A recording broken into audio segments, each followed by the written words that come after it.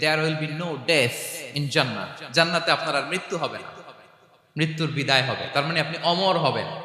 তাহলে আপনি চির সুস্থ, চির সবল হবেন জান্নাতে, চির যুবক থাকবেন, প্রাণবন্ত থাকবেন, আপনি অমর হবেন, আপনি জান্নাতে মরবেন না।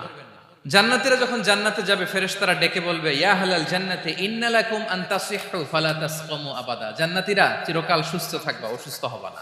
ইন্না লাকুম আন তাশিব্বু ফালা তাহরামু আবাদা, তোমরা শাবাব থাকবা, বুড়া হবা না। ওয়া ইন্না লাকুম আন তাহইয়াউ ফালা তামুতু আবাদা, চিরকাল বেঁচে থাকবা, মরবা না। এবং সেদিন জান্নাতে মৃত্যু দেয়া হবে, মৃত্যু দেয়া হবে।